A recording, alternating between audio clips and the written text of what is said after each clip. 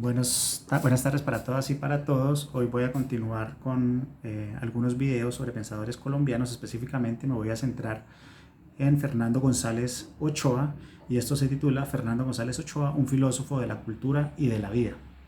Quiero empezar leyendo este texto que dice: la razón no puede cambiar en nada el modo de ser de una persona. El hombre obra instintivamente, no por lo que sabe, sino por lo que es una clara influencia del pensamiento de Schopenhauer, en el sentido de que la razón no puede cambiar el carácter que ya está determinado de antemano por la voluntad, ¿no? Esto es parte, digamos, de las influencias tempranas que recibió Fernando González, a la vez que por esta misma época, digamos, en sus primeros escritos, hacia los años 30, también recibía la influencia de Nietzsche. Y esta segunda cita de González, que dice: no enviéis a vuestros hijos a los colegios de religiosos, pues allí solo aprenderán a tener vergüenza, que es parte de su crítica furibunda, diríamos, a la Iglesia Católica, donde se formó, y que también es mi tesis, ¿no? Hace parte de la gran influencia que recibió de Nietzsche, porque como veremos, Fernando González fue un lector temprano de Nietzsche en Colombia. Estas dos citas que les he leído pertenecen a este libro que se publicó recién, El payaso interior, un libro contemporáneo de su primer libro, de Pensamientos de un viejo. Bien, voy a hablar en primer lugar del contexto en el cual se formó Fernando González Ochoa. En su libro Colombia, una nación a pesar de sí misma, recuerda David Bushnell que aún en 1913 un sacerdote conservador se daba el lujo de decir, préstenle atención a la cita: hombres y mujeres que me escucháis, tened presente que el parricidio, el infanticidio, el hurto, el crimen, el adulterio, el incesto, etc., son menos malos que ser liberal, especialmente en cuanto a las mujeres se refiere. O sea, no solamente es una crítica al liberalismo, sino es un contenido bastante cargado de misoginia. A decir verdad, esta actitud era tan solo el legado del Estado teocrático, centralista, autoritario y confesional que impusieron Miguel Antonio Caro y Rafael Núñez desde 1886, ¿no? Cuya ideología tuvo un corto receso en el periodo liberal 1930-1945, pero que luego renació al estallar la violencia bipartidista a finales de los años 40 del siglo pasado. La sentencia del párroco machista solo reflejaba el país creado por la clase señorial sabanera, con su humanismo municipal y su ambiente opaco y conventual. La misma Atenas suramericana, según decía Menéndez y Pelayo, donde la Iglesia Católica ejercía una completa biocolonialidad sobre la población y donde la filosofía moderna quedaba sometida por la sotana, como ya mostré en mi libro Estudios sobre el Pensamiento Colombiano, volumen 1. Pues bien, en ese ambiente nació en 1895 el pensador antioqueño Fernando González Ochoa, quien padeció en su vida y en su educación los rigores del clericalismo imperante, especialmente el jesuita. Por eso ya en sus primeros libros, que presentan una gran influencia de Schopenhauer, Nietzsche y Spinoza, fustiga de frente y con inteligencia las prácticas de ese clima conventual que le tocó vivir.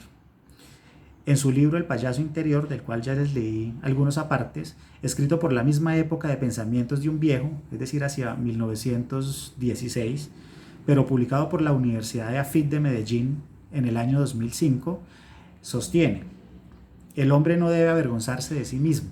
La religión cristiana, que considera pecado a la mayor parte de los actos naturales, pues el cuerpo es para ella una mancha, una deshonra, es la verdadera corruptora de los hombres. No enviéis a vuestros hijos a los colegios de religiosos, pues allí solo aprenderán a tener vergüenza. Y en 1929, en su tercer libro, diríamos ya, En viaje a pie, no solo sostiene que el gran enemigo del cura es la carne, sino que critica la perversión que el clero ha hecho del cristianismo. Dice allí Fernando González: ¿cómo han deformado en 1929 años el camino de Jesucristo? La luz es ya de oro sobre pechos de púrpura y en palacios de mármol. Esta es una crítica a la opulencia de la iglesia, realizada en este libro de 1929, que fue censurado por la iglesia de Manizales. Esto explica por qué la lectura de este libro fue condenada por la iglesia bajo pecado mortal, ya que ataca los fundamentos de la religión y la moral con ideas evolucionistas, y porque sus páginas también están saturadas de lascivia por lo cual queda prohibida su lectura por el derecho natural mismo. Entonces fíjense en el ambiente autocrático que hay, clerical, que aún en 1929 la Iglesia está censurando obras que hablen de la teoría evolutiva de Darwin. Entonces quiero resaltar que Fernando González fue uno de los primeros lectores de Nietzsche. Si bien la obra de Nietzsche se conoció en España hacia finales de 1890 y lo mismo en Colombia ya a finales de la década de 1893 en adelante hay una introducción del pensamiento nietzscheano en Colombia. Fernando González es uno de los primeros que en estas dos primeras, uno de los primeros que en las décadas de 20, 30 está leyendo a Nietzsche. Nietzsche era un pensador proscrito en la época realmente aquí en Colombia, justamente por ese control que ejercía la Iglesia sobre el pensamiento. Pues no olvidemos que la Secretaría de Educación en el gobierno de Núñez y Caro, es decir, a partir de 1886, quedó bajo tutela de la Iglesia. Entonces la Iglesia censuraba los manuales escolares, prohibía contenidos, controlaba la prensa, etc. Era una autocracia teocrática realmente. En 1910 se publica un librito que se llama Novelistas malos y buenos. De hecho tenía un subtítulo que decía En el orden de las naciones, escrito por un clérigo llamado Pablo Ladrón de Guevara. Pues bien, Ladrón de Guevara decía en ese texto sobre Nietzsche: este alemán de la segunda mitad del siglo XIX se las echaba de filósofo, y no faltan quienes por tal le tienen. A nuestro juicio tanto se parece a un filósofo como el vinagre al vino. Sus doctrinas son inmorales, impías, blasfemas. Cualquiera podía ver desde el principio la locura de Nietzsche, pero muchos, ni aun después de verle en una casa de locos y morir locos, se acababan de persuadir de que lo estaba. Bien, con todo, fue esa actitud crítica, burlona, beligerante, a veces desfachatada de González, la que fue abriendo un clima espiritual más amplio y tolerante en la Colombia de los años 30, época para la cual la enseñanza de la filosofía era realmente precaria. Así lo testimonia Rafael Carrillo, uno de los primeros filósofos, digamos, laicos, uno de los filósofos que introdujeron la filosofía moderna en Colombia, cofundador del Departamento de Filosofía de la Universidad Nacional. Él estudiaba en esa época y lanza este juicio sobre ese tipo de filosofía que se enseñaba. Dice Carrillo: existía una materia en quinto año de bachillerato que era lógica y una en sexto año que era la metafísica. Las clases de filosofía eran receptivas, las respuestas por lo tanto provenían también del texto. No había controversia, no había impugnación, no había autonomía del pensar, no había inquietud intelectual, es decir, capacidad y necesidad problemáticas, notas esenciales del pensamiento filosófico. Hasta ahí el testimonio de Rafael Carrillo.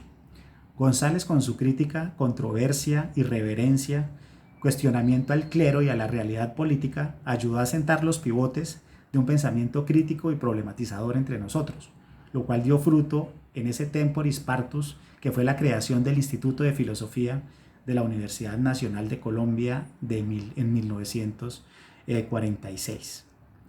Ahora, hay un debate que se ha abierto sobre si era o no un verdadero filósofo Fernando González, es decir, era un filósofo. Se ha puesto en duda su calidad de filósofo, de auténtico filósofo.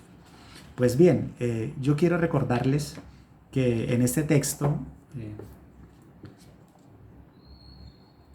Parerga y Paralipómena, un título bastante extraño con el que casualmente Schopenhauer quería popularizar su filosofía. No creo que una filosofía se popularice con un título tan raro. Bueno, lo interesante es que en este libro Schopenhauer decía: los verdaderos pensadores han aspirado al conocimiento y por sí mismo, es decir, al conocimiento en sí mismo, porque anhelan fervientemente hacerse inteligible de cualquier modo el mundo en el que se encontraban, mas no para enseñar y parlotear. Por eso crece en ellos lenta y paulatinamente como resultado de una meditación sostenida, una visión fundamental y firme y coherente del mundo y de la realidad. Pues bien, si nosotros partimos de este filosofema de Schopenhauer, podemos preguntarnos: ¿era realmente Fernando González un filósofo? Al respecto, lo siguiente: Uno de nuestros mayores críticos, tan corrosivo como lo era el mismo Fernando González, sostuvo: Fernando González hubiera puesto en tela de juicio su propia fama si sus lectores no lo hubieran empujado a creer seriamente en la importancia de sus interesantes ocurrencias. Hasta ahí la cita de Rafael Gutiérrez Girardot. Y fíjense en la forma como utiliza el término ocurrencias, ¿no? Como algo que salido de los cabellos de un momento a otro que en últimas no tiene fundamento. Pues bien, Gutiérrez Girardot no solo descalificó la obra del antioqueño de González, sino que le negó su estatus de filosófica, basándose en el hecho de que su pensamiento no solo no tenía coherencia lógica, sino que también carecía de una adecuada fundamentación. Posición contraria a la de Gutiérrez Girardot, argumentó entre nosotros el filósofo español Germán Martínez Argote, un filósofo español que tras la dictadura de Franco en 1939, pues producto de esa época tan conflictiva en España, terminó en Colombia y se convirtió en uno de los principales investigadores sobre la filosofía colombiana. Martínez decía que la obra de Fernando González sí presentaba un conjunto de categorías, y esas categorías eran las siguientes: vida, individualidad, personalidad, vanidad, egoencia, cultura, educación, mestizaje, etc., con las que el filósofo de Envigado leía de manera coherente la realidad, resaltando además que la filosofía también había sido históricamente una sapiencia, un saber sobre la vida. Estas características convertían a González en un auténtico filósofo. Es decir, si nosotros aplicamos el filosofema de Schopenhauer, llegamos a la conclusión de que en Fernando González hay un conjunto de categorías, y ese conjunto de categorías le permiten a González tener una lectura coherente y unitaria, ¿no? de la realidad. Esas categorías pueden ser consideradas como los lentes con los cuales Fernando González miraba su mundo y su vida interior, además recordando algo que es importante, ¿no? Algo que en el siglo XX se recuerda mucho, especialmente a partir de los estudios de Pierre Hadot, ¿no? De que la filosofía en la antigüedad era una forma de vida, pero también muchas de las filosofías modernas mantienen esa misma formulación, ¿no? Tienen esa misma intención de que la filosofía sea, como decía Cicerón, ante todo una terapia para el alma, ¿no? Una terapia para la vida. Bueno, a mi juicio Martínez tiene razón, pues también como lo pusieron de presente José Gaos y María Zambrano, dos filósofos españoles también productos del exilio, históricamente la filosofía elabora sus reflexiones de muchas maneras, entre ellas las cartas de Epicuro, por ejemplo, el poema de Parménides, las confesiones de San Agustín, las meditaciones de Descartes, el aforismo de Nietzsche, entre nosotros podríamos decir los escolios de Nicolás Gómez Dávila, a quien dedicaré un video más adelante, etc. Se ha dicho de muchas maneras, la filosofía se ha expresado de muchas maneras, y Fernando González es uno de esos autores que ha expresado su filosofía, que expresó su filosofía de forma, digamos, fragmentaria, ¿no? Ahora, otra cosa es el hecho de que el sistema filosófico a lo Hegel haya logrado imponerse en la modernidad, o que el tratado filosófico terminó volviéndose hegemónico, lo cual no obsta para tener que reconocer la variedad estilística en que la filosofía logra expresarse históricamente. Pues, ¿quién afirma hoy, por ejemplo, que las cartas de Epicuro no son filosofía? Así las cosas, el pensamiento fragmentario de González es filosofía. Pensar lo contrario es creer dogmáticamente que filosofía solo es el pensamiento analítico, el pensamiento sistemático, el pensamiento hermético, el pensamiento a lo Hegel, o al estilo del idealismo alemán, ¿no? El propio Antioqueño declaró muchas veces que él solo era un filósofo aficionado, metafísico, rumiante, etc., pero al fin y al cabo se consideraba un filósofo. Entonces terminamos aquí esta primera parte. Gracias por su atención.